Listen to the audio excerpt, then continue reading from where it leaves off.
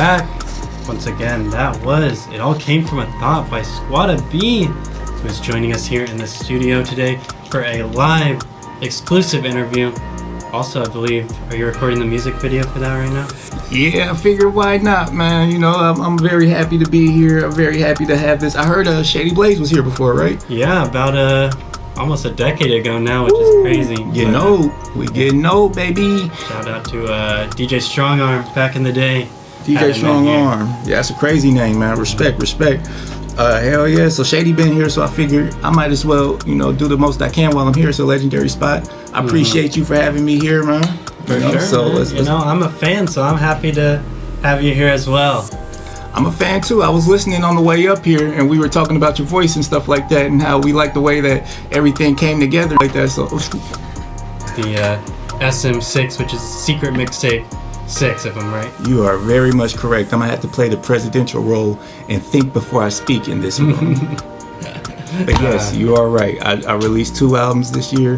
I released a little more than that, but I didn't advertise it. So there's 2 advertised releases that I did this year. I also got a whole mixtape I released named Chaos Mayhem on my Bandcamp. I released music under the name Squadda Bambino as like a some songs I'm really proud of and want the world to hear. Some stuff is a little more intimate and close to chest. So whenever I want to get real naughty, I throw that on my Squadda Bambino. Okay, and that's on Bandcamp? It's on Bandcamp, yeah. So greenovermusic.bandcamp.com is where all the old main attraction stuff. I appreciate y'all showing main attractions love too. I saw the Bossellini Fulion CD in here. Like that's a lot huge. Of your that's huge. Kind of older stuff is not on there. So. Yeah, so 808s3, we did that with Vapor Records, who their claim to fame was Tegan and Sarah. They put them out, and it was ran. Rest in peace, Elliot, man. Elliot was a good dude. Elliot was like one of the first older record label people that I got the pleasure of learning from. He was Neil Young's road manager, and he allegedly, I think he started Asylum Records with David Geffen, or I could be totally wrong about that, but so 808s3 came out with him, so that was always on streaming. I just put out 808s2 on streaming. I wasn't on streaming for a long time. We just made Pitchfork's like 50 greatest hip-hop albums of all time, which is a super surreal blessing. Yeah, and you had a couple other albums you were involved with as well on absolutely. Shout out Lil B, Six Kiss. That was one of the first albums I ever produced on. And shout out Danny Brown, the big homie, the boss. Danny Brown, I got on Triple X, which was kind of the same thing. I probably like a year after I got on Six Kiss, I got on that. And then about the same time. Around the same time, yeah. So it's time to get some new ones on there. I appreciate your help. Yeah. And Danny Brown just dropped as well. Yeah, Stardust. Yeah, Danny Brown. You first kind of started to rise to prominence around like 2009, 10, 11, but when did you really start getting into music, start making music? Making music, I wrote music for as long as I can remember. I think main attractions, we started off as a garage band pretty much, just recording on, back then it was cassette players. Back then, like 2002 and 3, or 3 and 4, we were on karaoke machines. Oh, wow. So we were recording as like 13, 14-year-olds on karaoke machines, filling things out. But we were in studios. His cousin was on a record label. His cousin was a part of this rap group, Boys in Black, who performed with Keek the Sneak and a lot of the Bay Area artists back then. So we were gassed up messing with them. He was taking us into studios in 2004, 2005 as 13-year-olds and whatnot. So we were making music since then. If you know rap music, I would say David Banner, Lil Flip Like a Pimp, Lil Flip Game Over beat. Those were the first beats we ever got into the studio and recorded on. So technically we were making music since then, but we didn't get online until I dropped out of school. Once I dropped out of school, and I really focused on getting us online, so I would say 2008, 2009. And was that when you were in like high school, or? Yeah, I left during 10th grade and focused on the music 2000%. And at this time you had the pack blowing up vans and all that. So like it really felt like there was a big bag to make with music. It felt like there was a lot of money to make, and I honestly felt like I wasn't going to do nothing in college. So salute to everybody here in college making something of yourself. Please do that. Please go hard. Make your parents proud. Make yourself proud, because it's hard without What was it. happening like around that time in terms of like Bay Area music, like internet music for sure. Like what was it like being a part of that movement? What were things like? Normal. It was normal. Like that was a point of time. If I can compare it to today, that was a part of time where you could go down the street and see posters up by other rap groups, NHT, No Home Training, NHT Boys, Team 90 had put out Fast Like a NASCAR at that time, and it was on CD. It didn't have the video yet. It didn't have all that stuff, but you could go outside and see CDs. And in the DVD, the pack had a music video for, I think, Booty Bounce Bopper. I was producing for Main Attractions, but once I got up with Lil B and he started using my beats, it definitely made me believe a little bit more in it, because it's like, yo, this is before Lil B was the bass guy. This is before I'm God happened. This is before, like, I always say, like, Clams was making. I knew of Clams because Clams was producing for other members of the pack, where Lil B comes from. You have a couple songs with Clams as well. Yeah. Clams was Clams was another producer who was making his bones at that time. I went crazy at it because, I loved it and I did it regardless. But the amount of like blood, sweat, and tears and commitment, and I'm leaving school for this and all that came from like Lil B and the pack blowing up, and just all the Bay Area hyphy movement at that time, getting big record deals. And Mr. Fab from North Oakland, from 10 blocks up, he was on MTV. Like, he had the Ghost Ride It video. It would play all the time. Like I would go on summer breaks to freaking my dad's house and turn on MTV and show him like the people from my neighborhood. Like, yo, look. So it was a big deal. So yeah, Main Attractions was my thing.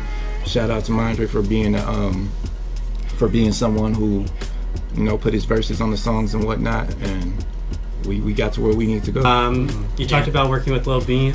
Also, around the same time, you were working with artists like ASAP Rocky, Space Goes Perf. You were on both the of those timeline's projects. a little crazy. So Lil B was like a little bit before. We got to like ASAP Rocky and stuff came around. I feel like, I don't want to say the wrong thing, but I feel like, it was factually years later. So I was working with Lil B first. Main Attractions was a thing first. Like Six Kiss was like, 2009, and then I think Rocky's first tape was like 2010. 11? He got his deal in 12. Okay. I believe he got his deal in 12. And I think I made my songs with him maybe 11 or 12. So it was like time. Reading it seems really close, but back then it felt like years apart. Yeah. So I was working with Lil B first. We were doing that thing first, and Rocky was I knew. So Yams was like, rest in peace to Yams. It was just his birthday. Rest in peace to Yams. Yams was like a prominent internet figure. He was showing a lot of love to artists. Like, he loved the Bay Area. He loved all these different places. So I was really familiar with Yams. When Rocky hit me up, I was hyped because Rocky's from Harlem. I know Yams. It's like, yeah, let's go. But Rocky maybe had like one song out, one video out when I worked with him. And I was hyped because he was from Harlem. I was hyped just like, I didn't really know him like that, but the songs were cool. And we worked with him, and next thing you know, this dude's on fire. And then you hear about a $3 million deal, and it's what? Back then, that's insane. Today, you know what I mean? Like, today, you get a $3 million deal, like, out off the back like that. Like, it's crazy. But yeah, I say all that to say, like, Rocky was a little later. I started working with Rocky when I had already felt like we were in the door. We were already moving up. Like, that's why Rocky hit me up, because we knew of the music. So that worked out. That definitely worked out. But in LA, hearing Vans, got my Vans on, they look like sneakers. I was hearing that when no other Bay Area artists played, period. So like, I'm hearing it come out of cars and be like, oh, that's from back home. Like, hey. Because my dad's in LA. I was born in LA. I moved to Berkeley when I was like 2 years old. Then moved to Oakland. But the pack was a huge deal. So when Lil B was stepping away from the pack, it was like, he was doing different type music. He was rapping on juke beats. He was doing like all type of cool stuff. So I was like, he'll rap on anything. That's one thing. And it was the beginning of that. Like, I didn't know he had that in him. So I was really just like, what? You're doing this, you're doing that. I gotta be down with you. And I got down with him, and we started building it up. And then from there, he ended up making some pretty big videos. But once I'm God hit, it was like boom. Like the world was like, yo, Lil B. He ended up getting on a Lil Wayne mixtape. He ended up like, the world just started doing his thing. You see Justin Bieber doing his cooking dance. People are still doing variations of the cooking dance today. Hey, and people still, I mean, based is like a huge word. Oh my God! It kind of got taken away from its original meaning, but... You said it. I forgot about that bass stuff. That bass stuff is crazy. Yeah, that bass stuff is crazy. It's all surreal. That's the thing with Lil B. Like, it was all surreal. Like, it all just felt like this isn't real. Like, I remember when I was producing for him and Soulja Boy ended up signing him. This was probably like 2011. It was surreal. Lil B's like, I'm with Soulja Boy. Send more beats. I'm with Soulja Boy. I'm like, oh, Soulja Boy's hearing my beats. This is surreal. Yeah. So, you know, and Danny was also, so Lil B had already put the battery in my back, so to say. But when Danny came around, Danny was into a different realm of the music stuff. Danny was working with Tony Ayo at the time. I was a huge Yuma fan. So yeah, Danny came in, and Danny was a huge influence as well. Danny, he was like an internet darling at that time too. Like, yeah, the like blog era, or whatever you want to call that. The wild girl? The blog. Oh, the blog era. Heck yeah. Nah, Danny was a huge, and the thing with Danny also was like, I got on the Triple X, so I was working with Danny before Triple X. So Triple X took him up to the next level. Like, I'm on Lil B's record label. I was on Bass World Records, and that was interesting. That was pretty cool. Like, that was another surreal moment. Like, I went from really begging this dude to rap on my beats to being one of his first official artists. Like, that was a blessing for sure. And the main thing throughout all this stuff is like, I need to make better music. That's like the main thing running through my head at all times. It's like, I need to really make stuff that's breathtaking, groundbreaking. Like, I don't even get to revel in the craziness of things. It's kind of more like, all right, I need to really get my stuff together. I need to really put out great music. And you've been working a lot with the Brigade recently. You had Danny Brown on your album, Z Loopers. You did that tape with JUS. Yeah, I got Bruiser Brigade tatted on me. Yes. I worked with once they asked me to get down with them and stuff like that, it was like immediate. Like, I down there wanted to move out there right then and there. They're all cool dudes. I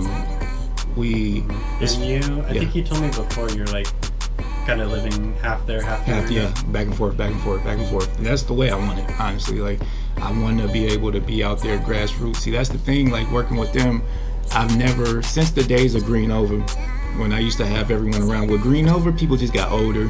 Some people lost their mind. Some people lost their grind. Some people are still around, but like, back then it was lovely, and we worked really good because we were all together. We were all in the same room. We were all getting high together. We were all, doing our thing and rapping. Bruiser Brigade, it's the same thing. We go out there, we're all in the same room, we're listening to beats, we vibing, and that's what it is. So that's really the way it works. That's how I was able to get the album with JUS, which is crazy good. Shout out Third Shift. If you haven't heard it, go hear it. I'm actually about to start working on a sequel with him next month. I was about to ask about, how did you approach these albums like differently than how you have in the past? The Wonderful World of Squadda B, JUS really helped put that one together. Kind of like followed JUS's lead on executive producing that. Danny Brown had a huge hand in that also, with some direction and some advice on how it should sound and this, that. So that's different. Wonderful World was definitely, I looked at it as kind of like a DJ Khaled album, but JUS really wanted me to like put more solo songs on it, but I really looked at it as like a compilation album of the Bruiser Brigade on my beats. Like, there's songs on there that I'm not on. Like, Detroit Baby with Fat Ray is an incredible song that Fat Ray was gracious enough to give to me. Like, Fat Ray came to the studio and really quarterbacked that whole idea, and I'm lucky. I'm lucky for that. I'm lucky to have JUS there to help me get in with the guys. The Main Attractions, after I was trying to wonder, like, what's happening now? Like once Main Attractions broke up, I eventually landed with Lil B on Bass World Records, and then from Lil B Bass World Records, I went to Danny Brown's Bruiser Brigade. But this album, The Wonderful World of Squadda B, is like a cool, like, you know, welcome back into my world type thing. This is where I am today. Let's talk about that as we move to the present. Whereas Secret Mixtape 6, Secret Mixtape, those series are instrumental albums first off. So SM6 is an instrumental album. I grew up not liking instrumental music. I grew up like talking a bunch of BS about instrumental albums. And I think around 2017 I made my first one. And I called it Secret Mixtape. I wasn't even proud enough to put it out as an album. I called it a Secret Mixtape. And shout out to Sight and Beezy. Sight and Beezy is the fire to my flame right now. They definitely helped me put this album out. I had Secret Mixtape 6 done for about 3 years. And Sight and Beezy came along and took over my life, and also put some cool keyboards and stuff onto this album. So SM6 is a really cool album. I worked on it in Bali, I worked on it in Canada. There was a few other places I worked on it, but it's really international. I'm about to release the international not the remix, deluxe edition. I got the France deluxe edition coming in the next couple months, and it's going to be a really cool looking thing. We're going to have limited copies, so it's really, I want people to hear this and just see where I'm at with beats nowadays. Like, it's not all the typical cloud rap type beats. There's different type of beats, but I was able to listen to this album under a lot of different circumstances and like it. So I think it's a really good instrumental album if you want to listen to beats. I heard you playing some of the instrumentals behind certain stuff on the radio. I think it's perfect for that. I love instrumental albums because they play a multi-purpose type music palette thing. So. Thank you, Squadda B, for joining us today. Thank you, DJ Coffin, right? DJ Coffin? Yes, sir. Woo! I love getting people's names right. This is fun. You're really good at what you do, man. Hey, I appreciate that. We'll give you a handshake throughout the... Yeah, we'll get some pictures real Please, quick. let's get some pictures. In the meantime, we'll send you off with something off the Secret Mixtape 6. Once again, Squadda B. Wonderful World of Squadda B. Secret Mixtape 6. Yeah. Out now. Bruiser Brigade. Everything. Anything you want to plug? Bruiser Brigade. Shout out Bass World. Shout out Green Over Records. And Sight and Beezy to the world ends. Let's go.